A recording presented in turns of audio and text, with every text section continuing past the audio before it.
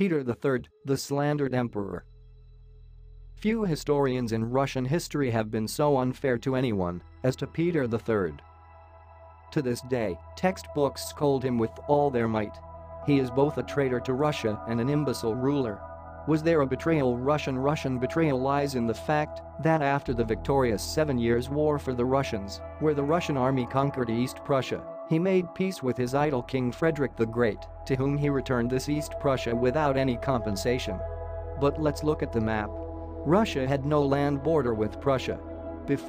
During the war, it was said in Elizabeth Petrovna's circles that East Prussia should be returned to Prussia for helping to annex Courland, which belonged to Poland. Courland adjoined the Russian border. And the fact that Peter III ignored Courland was corrected after 33 years. It should be added that Catherine II, who overthrew Peter III, did not resume the war with Prussia. Obviously, she considered it unnecessary, as well as East Prussia. Favoring foreigners, they write that Peter III greatly favored the Holsteins, representatives of his homeland, to the detriment of the Russians. But after all, his great-grandfather Peter I favored any foreigners in general. The policy of Peter III in this regard could only be dissatisfied with the Germans at the Russian court.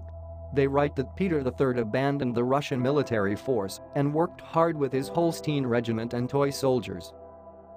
However, his grandfather also did not engage in Russian armed force to the detriment of his funny shelves. As a result, by the beginning of the Northern War, almost all the regiments of the foreign system, the creation of which his father and brother attached such importance, were disbanded. In relation to the army, thus, Peter III almost did not differ from Peter I, exalted by all historians. Was there dementia? Useful activities studying the documents of the reign of Peter III shows that he was a monarch who thought about how to make life better in the country.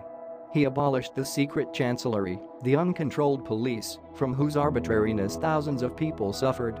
He confiscated lands from churches and monasteries, secularized them. Then Catherine II was forced to repeat his reform, but she carried it out worse. Peter III completely released the peasants who lived on church and monastery lands, and Catherine made them state serfs. There is an anecdote why the Russian nobility killed Peter III. After the completion of the construction of the Winter Palace in St. Petersburg, the square in front of it was littered with construction debris.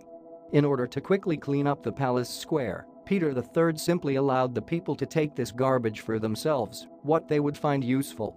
During the day, the square was cleared, and the nobility was afraid that the Tsar would give the noble property to the people in such a way. It is unlikely that they were afraid of this. But his other event was of great importance.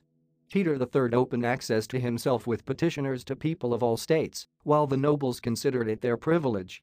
Under Catherine II, she immediately again closed direct access to the monarch to everyone except the nobles.